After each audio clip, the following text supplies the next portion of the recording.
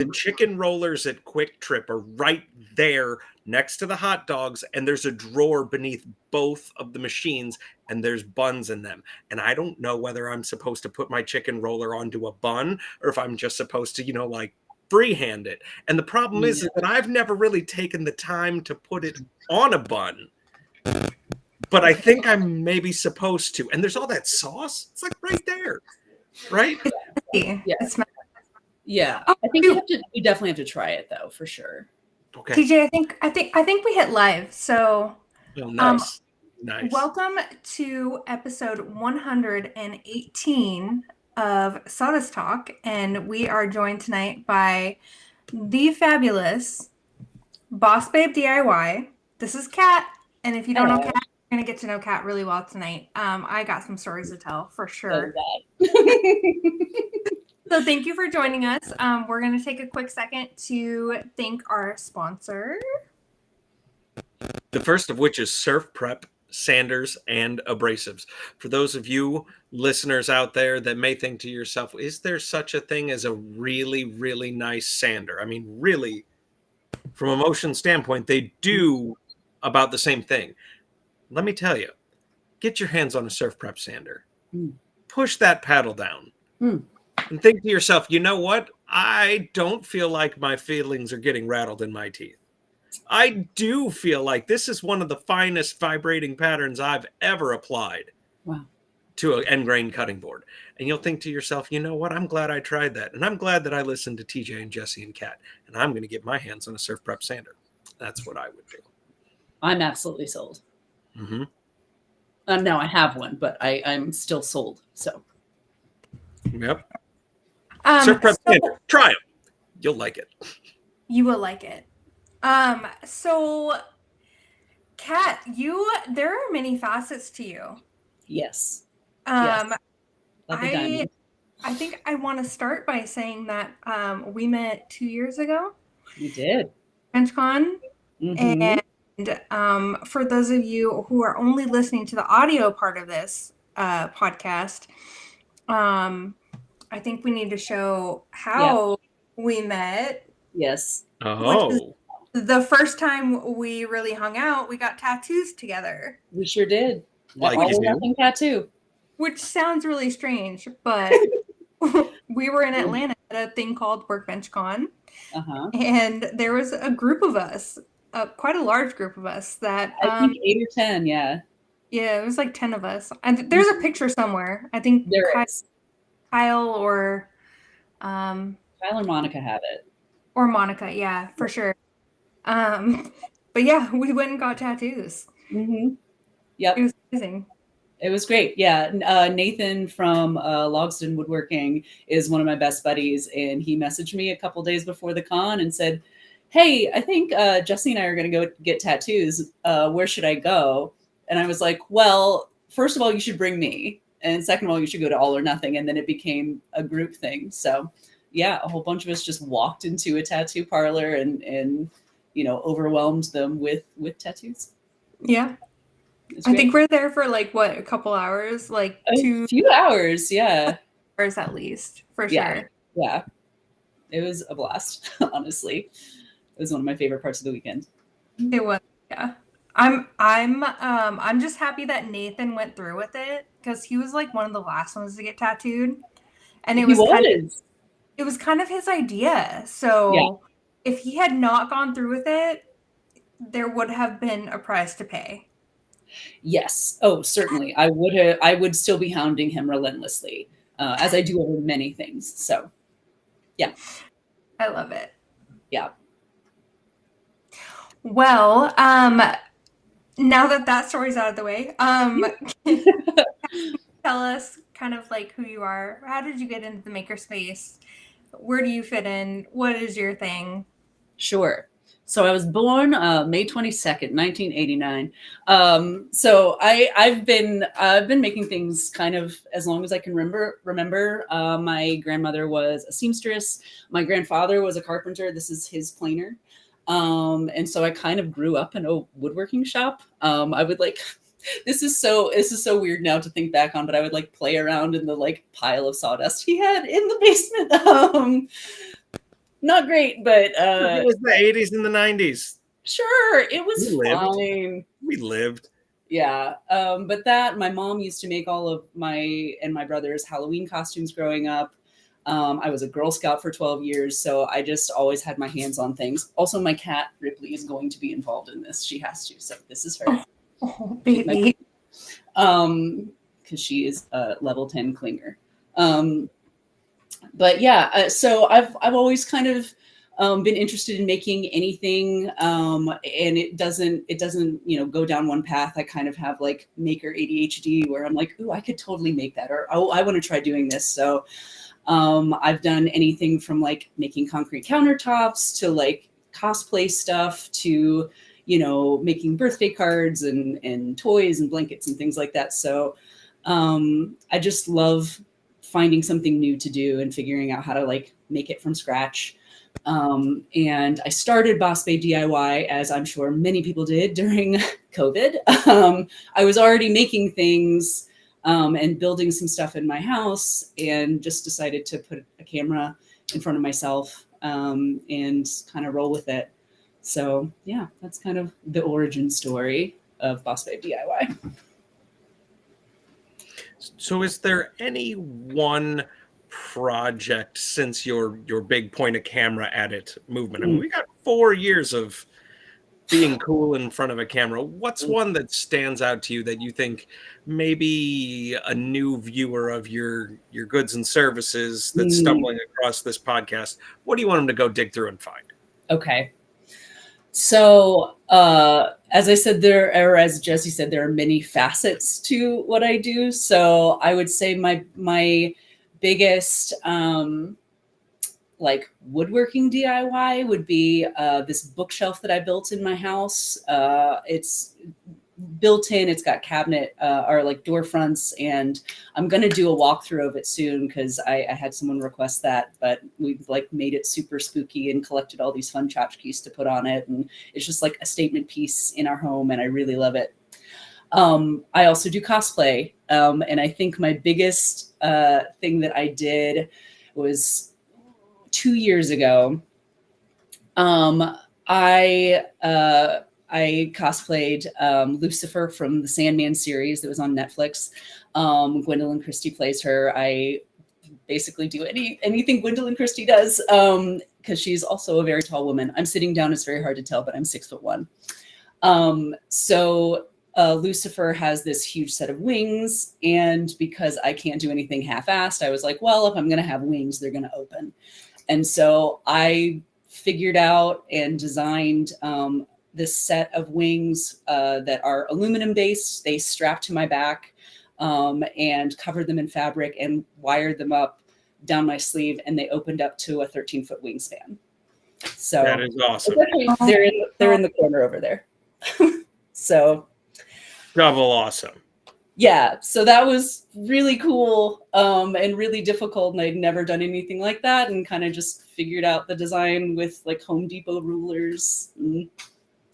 Yeah, so I'm really, really proud of those. And they were 13 feet? 13 feet wide, yeah. 13 feet wide. That's Did you use actual feathers for it? Did I use what? Actual feathers? So no, these are like pleather covered. Last year though, I did do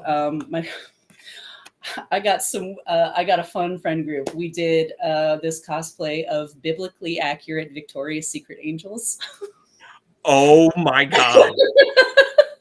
So we okay, so that's the Christmas present for all of your viewers. Is the blooper reel of you covered in googly eyes, feathers, and lingerie. Yes. So exactly. And so I built another set of wings. I've built, I think, 3 sets of wings now. And they're huge, and there's 8 of them, and they're all covered in eyeballs. Oh my gosh. Yeah. Covered in feathers. I'm so glad that that's a cosplay and not a band name. I can't even wrap my head around. We are biblically accurate Victoria's Secret angels. 1, 2, 3, 4. Yeah. Oh, that's amazing. Okay, and so are these appearances for cosplay at cosplay-specific cons, local comic cons? Are Yeah. you touring as a cosplay Oh, I actress in exchange wish. for money? Is that a I thing? wish. I wish people paid me to do this. I actually pay a lot of money to do this. It's so I typically go to at least one convention a year, Dragon Con down in Atlanta. I'm from Atlanta originally, and it's driving distance now, and it's huge. It's like I think 5 days long now, and my friends and I like plan out the whole thing. We've got several costumes throughout the day, and we go pretty hard at it. So it's fun. It's a fun like art form because sometimes I am trying to recreate something that's on screen. Like I've done. If you've seen Game of Thrones, my favorite one is I do Brienne of Tarth, and I built her entire armor out of EVA foam. And then and then sometimes we like do book characters where we kind of just get freedom, or like this silly idea with the angels where we can kind of do whatever the hell we want and have fun with it. It just kind of forces you to think out of the box in a really cool way, and then like going to a con, people really get to like appreciate it in a very specific way as well. It's a really fun type of way to be creative for me anyway. And I have a theater background, so it all pans out. So you used the acronym EVA foam. I'm not going to ask you what EVA stands for, but Please I do don't. want to talk briefly about EVA foam and its relationship with cosplayers. We talked about this a little bit during pre-show. Yes. As a rabid fanboy of the Harbor Freight tools, I know that there's a lot of cosplayers that buy the puzzle piece anti-fatigue EVA foam mats That's and the put them up.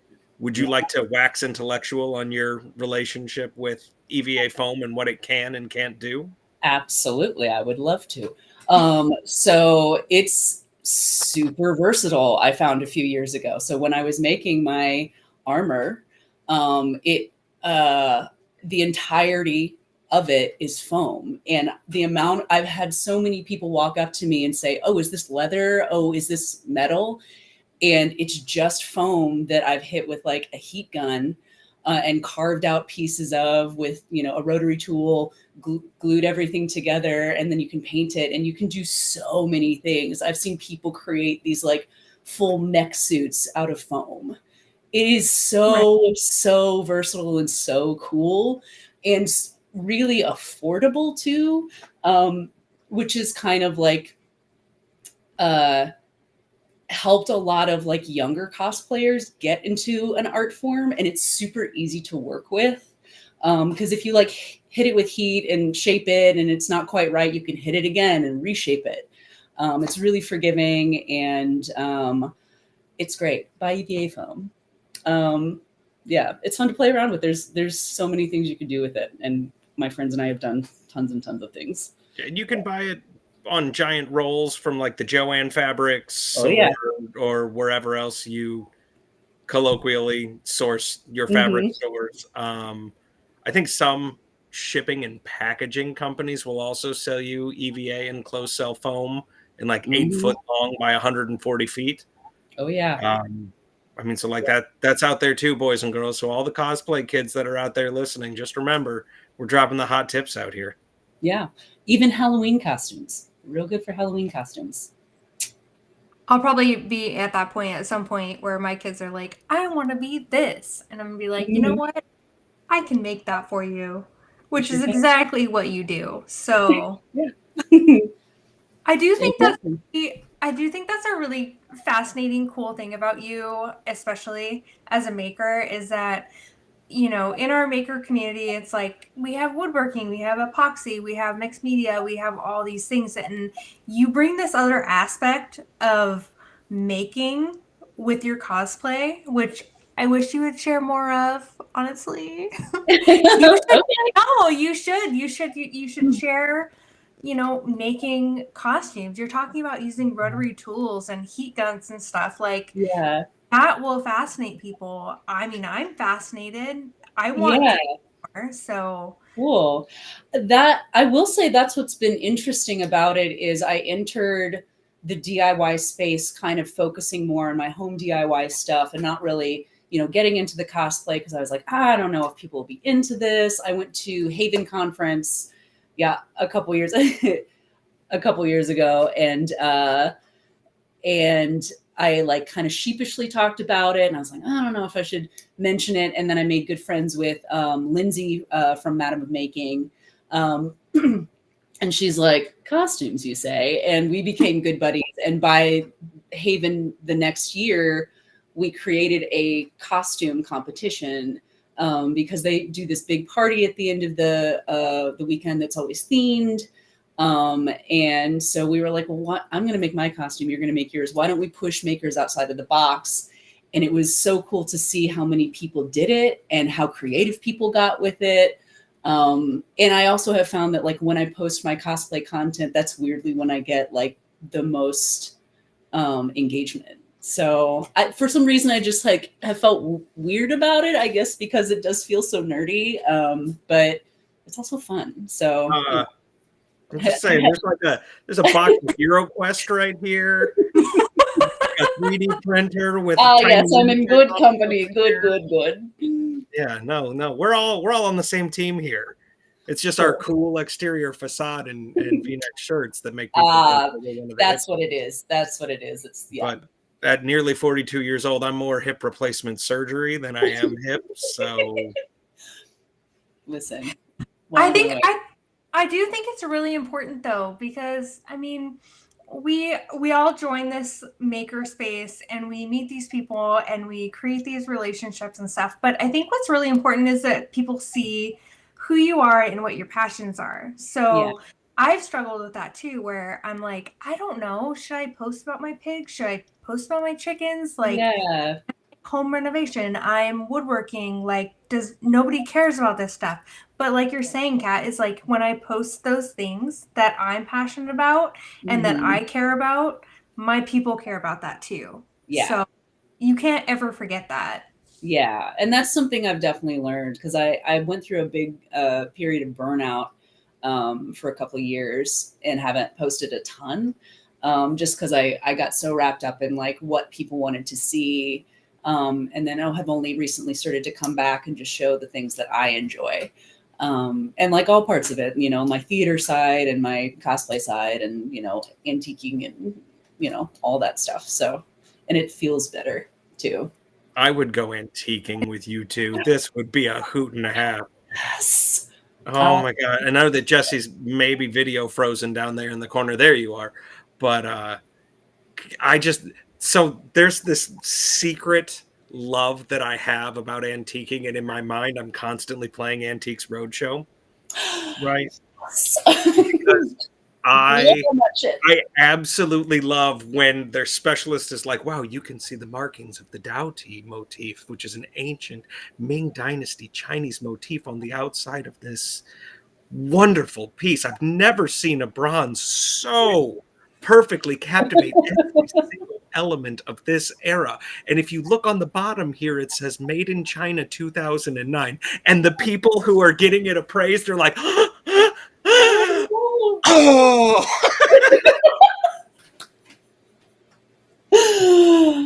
It happens like once a season.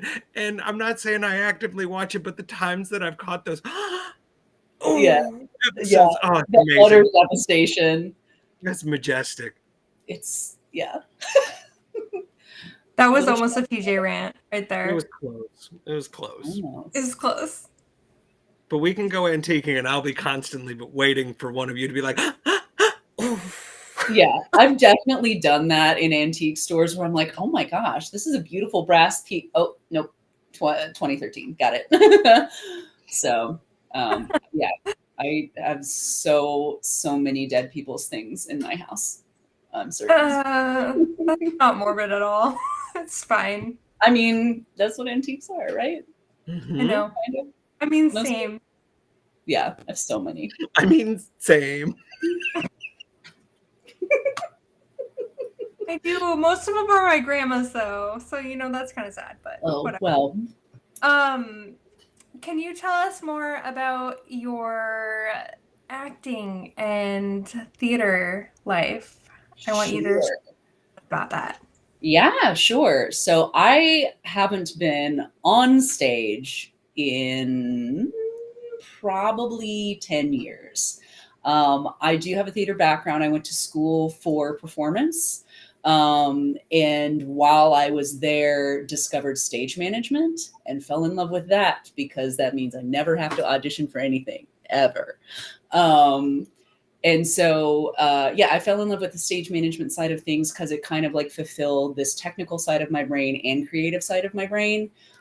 So for those of you wondering, stage managing for a production means that I'm the person who walks into the rehearsal space first. I'm the one who closes up at the end of the day. I take notes on everything. I take notes on like where everybody moves on stage and what time, and then send out reports to everybody and coordinate all of the designers and the creative team. And then once we go into like tech for the show, we add in lights and sound and all of that.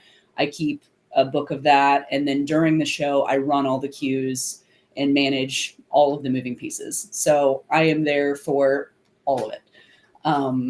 But not a lot of people are drawn to that because there is so much involved, but I absolutely love it. I love, and it, you know, it's kind of like taking apart a puzzle. I like knowing all of those little pieces and kind of having my hand and making it all to go together. If I hit the lights at the right time, then it, you know, the timing's really perfect and all of that. And still get to be like part of the storytelling. So yeah, I do that as well. I have like a boring day job, but that's been like a creative outlet for me for a long time as well. So I love it. Boring day job. Oh, I do unclaimed property consulting. I've done that for like 12 years. I help find people lost money. I'm the money fairy. You're the money fairy? I'm the money fairy. I'm the money fairy. I say, hey, Verizon has 35 of your dollars. Do you want it? And people either say, yes, please, or I feel like you should make fairy wings for that. I could make money fairy wings. Okay, that'll be the next thing. But like Monopoly money, fully Monopoly money, like glitter. Mm-hmm. Yeah, I believe there was a suggestion in our YouTube chat also that you need to make Red Bull wings. Ooh, that's a good one. That's a really good one. I think maybe that should just be my thing is different styles of wings. Yeah, but then who's going to make my Gundam suit? Oh, okay. Well, we do have to talk about that for sure. All I'm saying is like I secretly want to be a giant robot, not in disguise, just giant robot. Listen, my white whale of cosplay is the power loader from Aliens. See, that would be awesome. Uh-huh. And honestly, I'd settle for what was it, Troy and Abed in Community? They did basically PVC and TP boxes. It's good enough for me. PVC is actually like a main part of those bigger builds that I've seen. So yeah, but yes, theater's great. I do the theater thing I liked. Why do I feel like I just connected to like really awesome nerds that just weren't friends yet, but now we are? Now we're friends. Nerd See? friends. And that's what Sawdust Talk is all about. Sawdust talking, a chip off the block. All the cool kids are hanging on Sawdust Talk. Yeah. Sorry. I love it. We're working on a theme for the show. Top Honestly, secret revealed. Okay. And I'm hopefully going to track down the guys tomorrow in the studio. And so I've been scatting along for Sawdust Talk fun. That sounds great. I'm into it already. It's very catchy. Don't ask me what the words were though. That's okay. The bookshelves is just a small piece of your woodworking repertoire, correct? Yes. Okay, so let's dive further back into the Wayback Machine. Okay. What stands out to you? What is still standing? Oh, I like that. Well, also in my current house, because we got it renovated a couple years ago and I ended up doing a good bit of it. I built our bathroom vanities. I am extremely proud of them. It was my first time doing drawers. And I don't know if you've tried to purchase bathroom vanities lately, but they are expensive. And trying to like find the right shape and size was not happening. And so the other part of this is, I mentioned I'm 6'1", my husband is 6'6". So we wanted a bathroom that fit us. And so I built vanities that are like a couple inches taller than a standard vanity. So I'm very, very proud of those. I use it every day. And it makes me quite happy. What else? I've built like 3 sets of built-in bookshelves. There's one in every single house we've lived in. Wonderful. Yes. And I can only hope that the last 2 are still standing. I don't know. I will say in our very first house, the very first built-in bookshelf I made, I, toiled over. It was my biggest build I had ever done at the time. And it was in our basement. And a week later, we had flooding in our basement. And I had to rip the whole thing out and had to like redo all the bottom cabinets. That's devastating. That was heartbreaking, but I did it. So hopefully that's still there. I don't know. That was an emotional roller coaster. That's some Antique Roadshow nonsense. It was some Antique Roadshow nonsense. High drama. So you're talking about we and our houses and stuff. I don't know that I mean, if you go back a little bit in your page, we can see Mr. Boss Babe DIY. Yes. Tell me about him a little bit. So Mackenzie is 6'6". He is a bartender and a restaurant manager. He also has a theater background, which is how we met. We met back in 2012. 2 of his best friends from college became 2 of my best friends after college, and they were like, "Oh, 2 tall goobers, perfect." And they were right. Yeah, we've been together since then. We got married in 2018, and yeah, we've got 2 cats and live in a renovated 1930s home in Tennessee. But yeah, Mackenzie's awesome. Does he like using tools, or is he like, "Baby, you take care of this"? He does not. I am the handy person in the house, but he does all of the yard stuff, all of the like.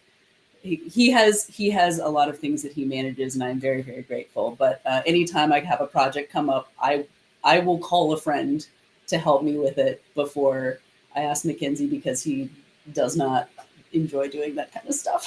He gets frustrated very fast, and I do not. So, atta girl, I love it.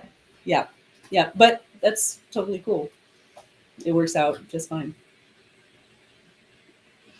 I think it's great. Yeah. So what is a facet of maker or making that sort of has teased you with its existence, but you haven't had like a need or a want to put it into application for yourself? So I actually, it's kind of perfect that this is behind me. I have been so fascinated by stained glass recently. Especially since like Elsie has been doing some of that recently. I've been so fascinated by what it takes to make it, but I know there's like a lot of tools involved, and I've never really worked with glass, although I have a project coming up where I am going to have to cut glass. So maybe after that I'll have the guts to try something like that. I just think it's such like a gorgeous art form. But I haven't had like a pressing need. It's just kind of a fun thing that I've always wanted, or I've been dying to get my hands on lately. So this piece was in our house when we bought it. I have it right behind me too. Oh, really? Let me see. It's a peacock. Oh, I love that. I love it. Isn't that cool? That's so cool. God, I love stained glass. It's so cool. I'm amazed by people who do it.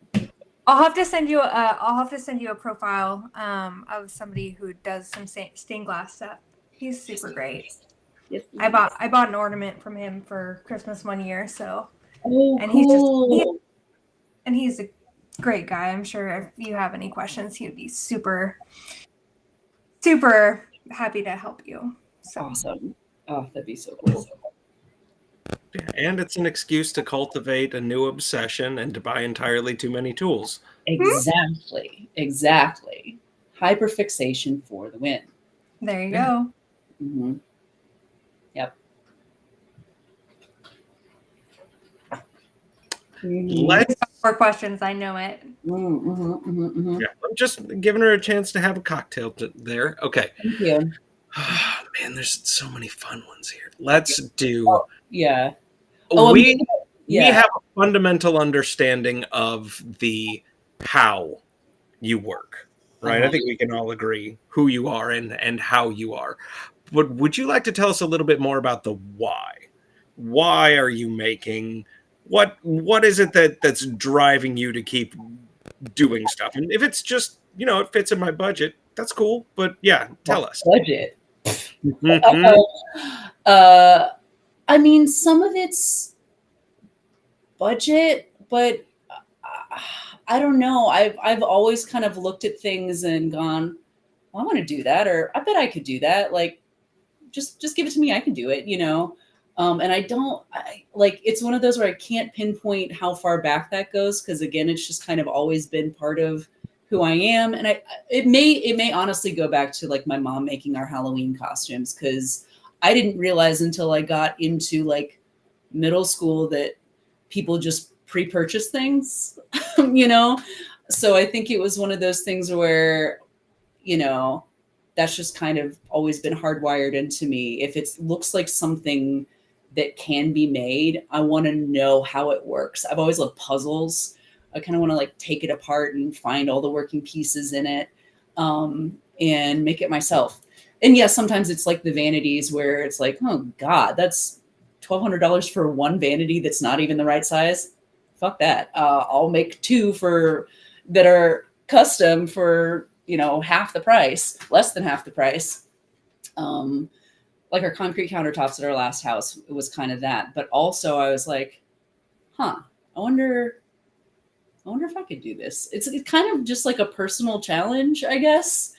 Kind of like the cosplaying thing is it is this personal challenge, because there are some people who have made these things and they have patterns out there that you can follow with instructions, but 95% of the time you're kind of just grabbing onto something and saying, hey, I really like that character. I bet I could make that. Let me figure out what pieces it would need. Let me figure out, oh, this is a new skill. I've never worked with aluminum before. Let's try that and see how that goes.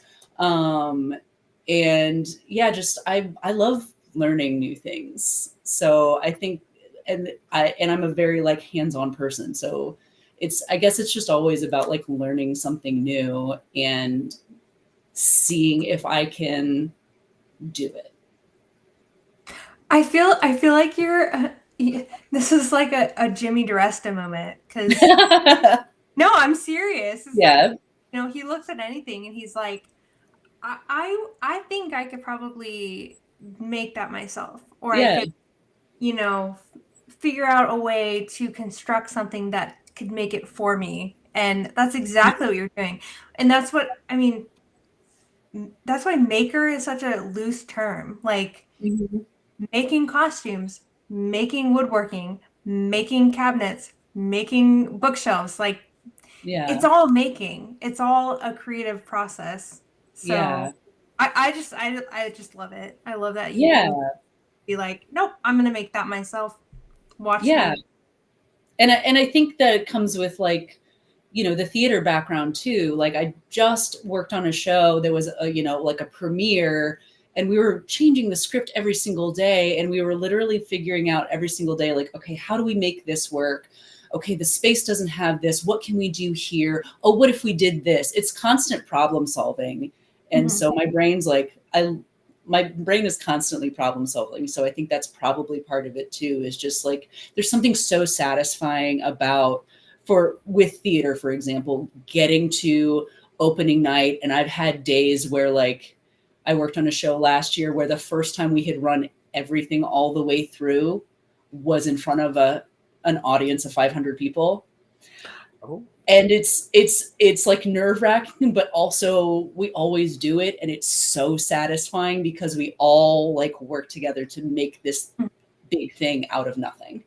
So I think that's where that drive comes from, is just like, what can I do? Let me test the limits of what I can do and see what happens. I've never thought about it like that, but yeah. No, well, I mean, imagine a movie where nobody had to overcome an obstacle. Oh, exactly. How boring that would be, right? Extremely boring. Yes. Exactly. And think about how much entertainment you bring to yourself and how much entertainment other people bring to you by creating a multitude, an endless line of obstacles of which you get to tap dance around with aplomb, right? Exactly. And that's the joy. Yeah, it is. Absolutely. Yeah. So, yes, entertain yourselves. And entertain yourself. Find the hard way to do it, and then do that one. Yeah, exactly.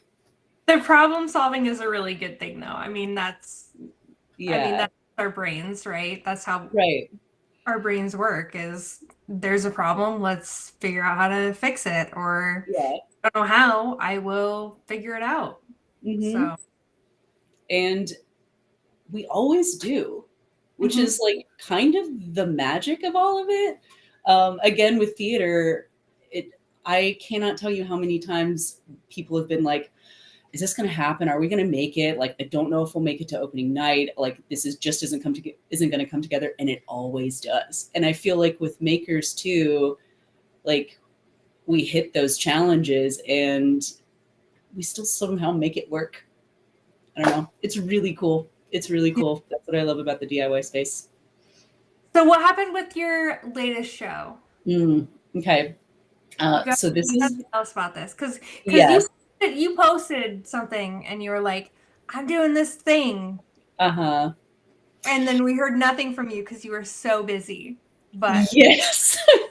Yes. I have never been busier on a show in my life. So it was called Yes, the Musical, inspired by Say Yes to the Dress. And it was a new work, as I mentioned. So we were changing music. We were changing the script every single day. Everybody was wearing multiple hats. Like, I became the production manager as well as the stage manager and kind of the technical director, and our sound designer became our video designer. And we were rehearsing during the day, and I was also doing my day job around it. And I was like waking up at 6 a.m. and going to bed at 11:30 at night, working the entire day. And sending out all these reports and getting all these emails, because we opened up in this space underneath a boutique hotel in downtown Nashville that's a nightclub. It's not a theater, it's a nightclub. And so we were kind of building a theater out of nothing and figuring out how to make that work. And on Friday and Saturday nights, it would still have to turn over to a nightclub. So we had to figure out how to make a set and like a tech board that we could break down every night, and a backstage that we could break down pretty much every night and then build back up the next day. So it was, so I posted something and then just fell off the face of the planet. My parents didn't hear from me for like weeks. And my husband and I would like basically high five out the door in the morning and then see each other the next day. But it was a lot of hard work. Everybody worked their ass off on that show. And we got it up and running. Unfortunately, it took a hiatus this week, but it's gonna come back around eventually. So, but yeah, it's again a lot of hard work, but I found myself at the end of the day still like smiling and really, really proud of the work we did. It was a fun show. It's so fun, really like upbeat. So one of those like really rare experiences where everybody involved was really awesome. And I genuinely enjoyed watching the show every night, which does not always happen. So So are you a musical theater enthusiast? Are you a musical theater tolerator? Oh, I'm an enthusiast. I definitely listen to them in the car and sing along with them. My friends and I have this ritual. I'd say every once or twice a year where we all go out and have a good time and come back to my house and have a couple too many glasses of wine and turn on the musicals. And it always starts with Les Mis, and then we all just like sing our musical songs and act it out, and it's absolutely ridiculous. But yep, I definitely an enthusiast. love it. Yeah. I Are love it. you an enthusiast? Um, so I have experienced many musicals. I Mm, was an orchestra nerd in mm, high school and me too. college. So Me I got too. exposed to a lot of classical music and playing rhythm sections for musicals. However, the coolest musical I have ever Mm. seen is sort of a loose interpretation of a musical, but it was a show by a group called Captured by Robots that still tours. Ooh, okay. And Captured by Robots is a former member of a ska band from the 90s called Skankin' Pickle, who then became the one man ska band, who then became Captured by Robots because he actively built himself a robot band that runs off air compressors and stuff that play along with him. And they performed the musical version of the movie version of the Charlton Heston 10 Commandments. And it was one of the most majestic things I have ever seen in my entire. That's so funny. That's so very specific. Oh, I was waiting to I see mean, where the Hamilton's line went, great. and Like then you said Moana on Ice yeah. is cool, but it's not the musical version of the movie version of the Charlton Heston 10 Commandments. Wow. Wow. That's oh man. That sounds like a whole experience. Yeah. TJ, you made Kat cry. So You made her cry laugh. Well, that's a good thing. I don't- love it. Yeah. Um, I will say I did not have Charlton Heston on my Sawdust Talk bingo card. So Well, thank you for that. I mean, RoboCop is the free space in the middle, though. He gets mentioned Okay. like every episode. Okay, great. You never know what you're gonna get when you come on to Sawdust Talk. So I love it. I'm here for it.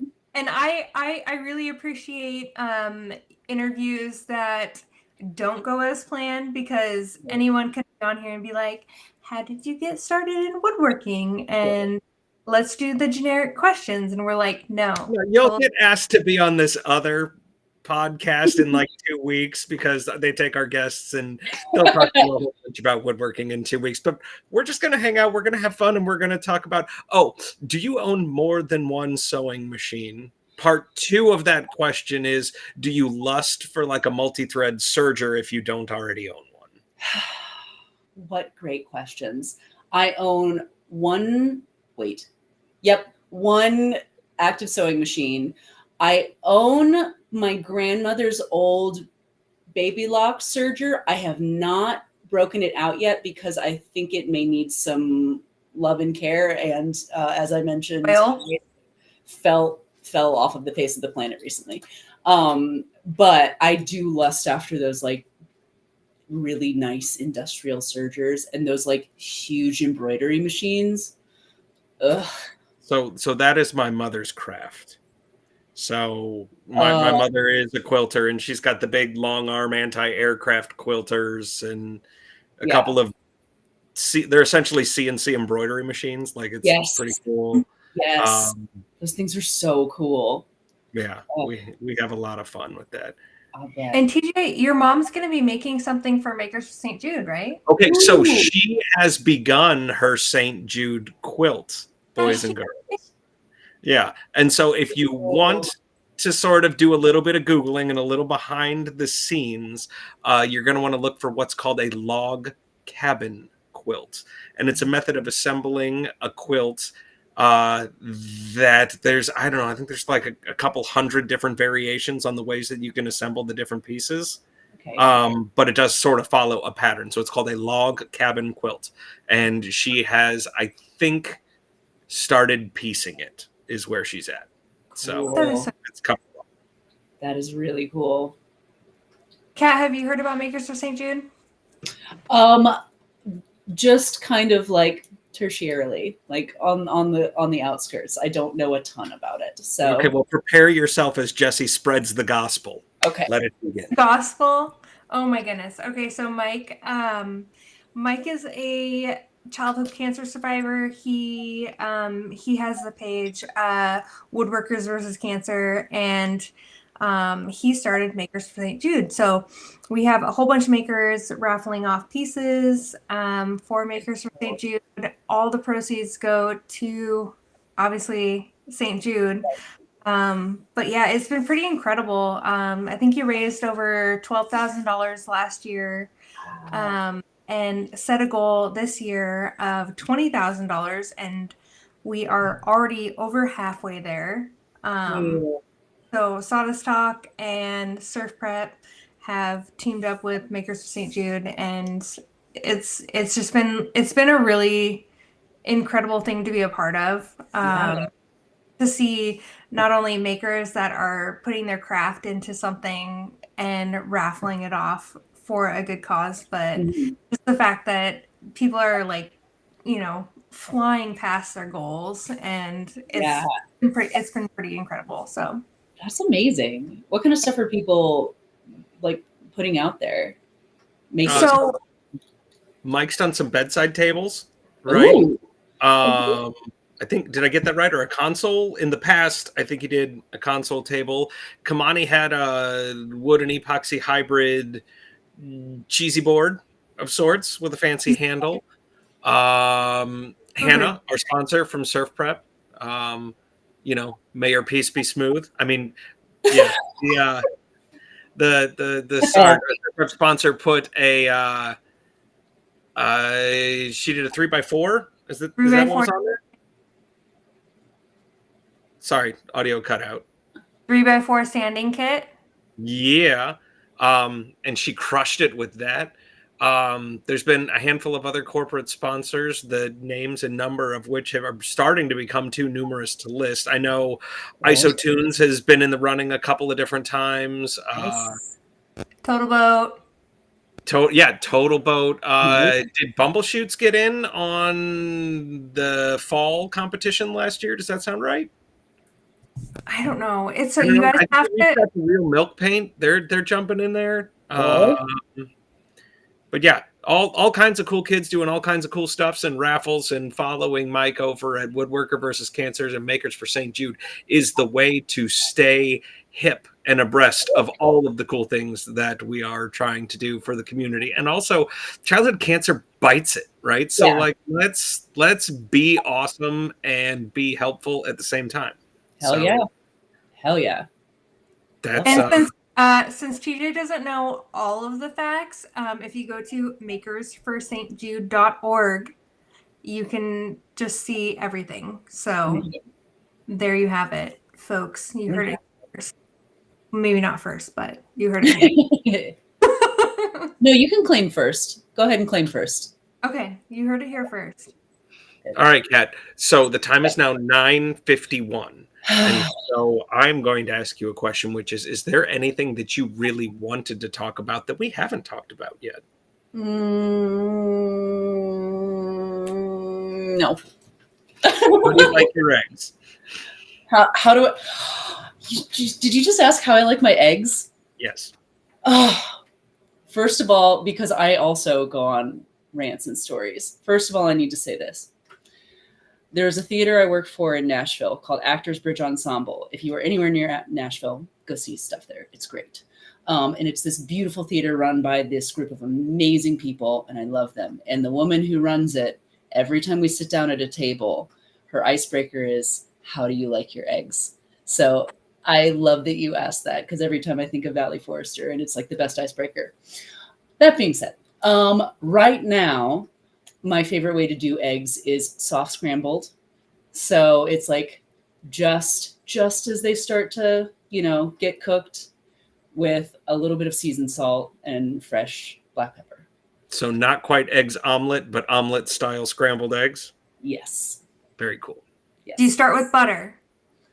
I don't. I typically start with olive oil. Butter, eggs, soft scramble, Gordon Ramsay style. Google it. Yes, I have seen this. I do. I And should tomorrow. And you don't add salt or seasoning until the very end. Breaks down My friend turned me on to that recently. So yep. But the seasoned salt is because my grandmother used to do seasoned salt, so that's like a sense memory for me. Yeah.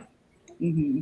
I like that. See, I like sunny side up on toast. Oh, entirely too much black pepper cracked on top of it. No, like if you saw it, you'd be like, that's too much. That's how much I want.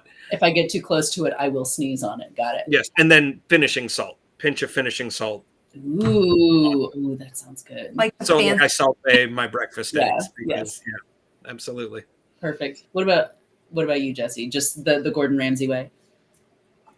So the beard likes his eggs soft scrambled like that. Okay. And in fact, that's the only way he will eat his eggs. I'm a soft hard boil, like yes, jammy eggs. Oh, I love that.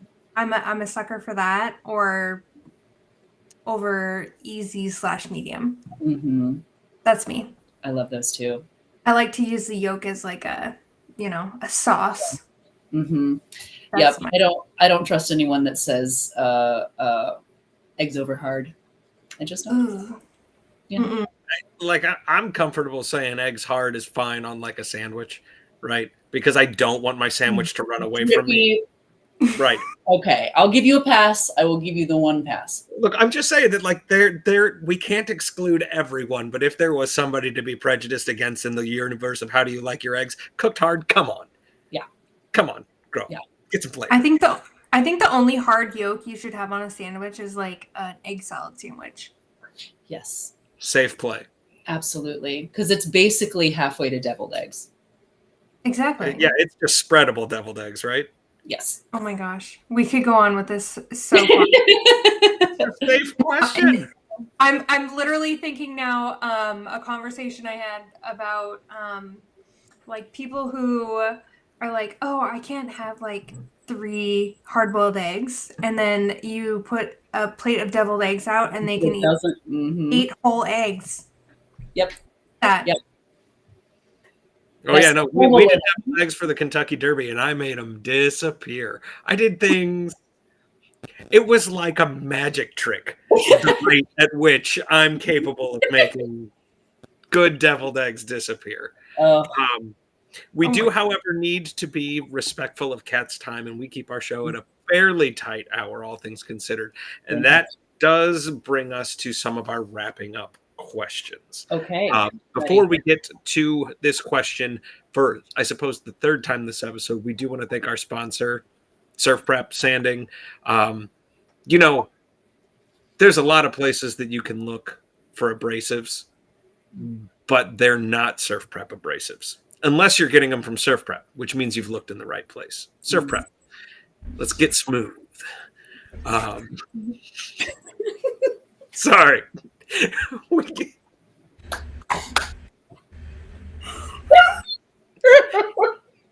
Hannah lets us really run away with these things. So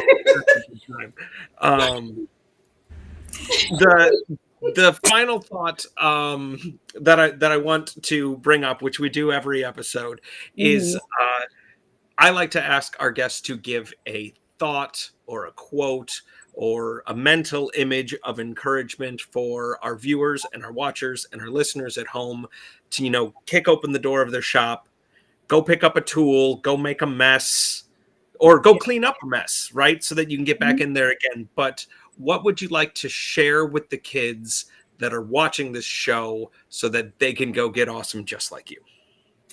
Oh, God. Don't limit yourself. If it seems interesting, try it. I have had so many people say, oh, I don't know how to sew. I couldn't do that. Try it. What's the worst that can happen? So don't limit yourself. That's what I have to say. Yeah. That's wonderful. Kat, not only did we laugh, Some of us squeaked out a couple of tears. Oh, We shared. They were big shares, they were small shares, and now we know how you like your eggs. we do. We all This do. has been a wonderful hour. Thank you so much for joining us today. Thank you so much for this. This was great. Yeah, I super appreciate you. The 2 times I've been in your presence and gotten to squeeze you, I have enjoyed every moment and Same, absolutely same. cannot wait to see you again. I know. Not too long. So I hope. Yes. Well, thank you both. This is wonderful. This is like a perfect way to end my evening. That's perfect. All right, boys and girls. We will see you all next week. Same bat time, same bat channel. bye.